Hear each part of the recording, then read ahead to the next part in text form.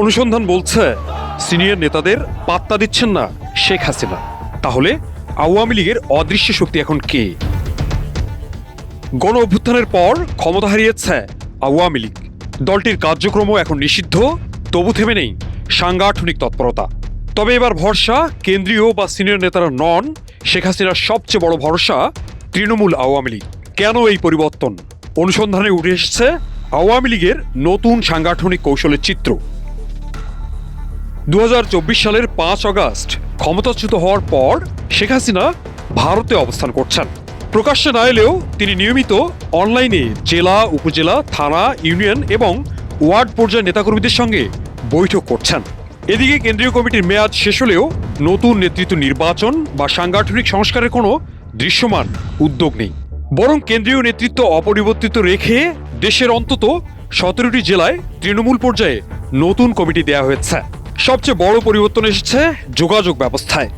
দলীয় সূত্র বলছে, টেলিগ্রাম সহ বিভিন্ন অনলাইন প্ল্যাটফর্মের মাধ্যমে থানা এবং ইউনিয়ন পর্যায়ের অপেক্ষাকৃত কম পরিচিত নেতারাও এখন সরাসরি শেখ হাসিনার সঙ্গে যোগাযোগ করতে পারছেন। এতে জেলা, মহানগর কিংবা কেন্দ্রীয় পর্যায়ের অনেক নেতার গুরুত্ব কমে গেছে।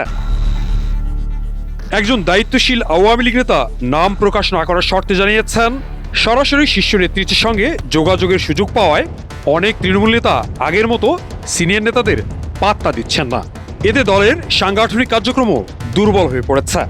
দলীয় সূত্রের ভাষ্য, নতুন নেতৃত্ব বাছাইয়ে এখন সবচেয়ে বেশি গুরুত্ব পাচ্ছেন যারা কঠিন সময়ে মাঠে সক্রিয়, ঝটিকা মিছিল করতে সক্ষম, অনলাইনে প্রচারণা চালাচ্ছেন এবং শেখ হাসিনার সঙ্গে ভার্চুয়াল বৈঠকে নিয়মিত অংশ নিচ্ছেন।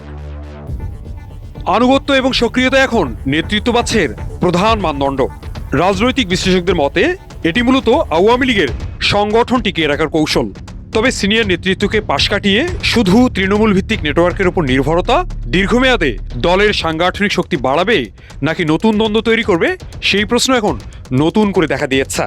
একই সঙ্গে অতীতের কর্মকাণ্ড নিয়ে আত্মসমালোচনা এবং রাজনৈতিক সংস্কার ছাড়া শুধু সাংগঠনিক পুনর্বিন্যাস করে আওয়ামী লীগ হারানো জনসমর্থন পুনরুদ্ধার করতে পারবে কিনা, সেটিও বড় প্রশ্ন হয়ে দেখা দিয়েছে। আশরাফুল ইসলাম রানা, ভিশন 24, ঢাকা।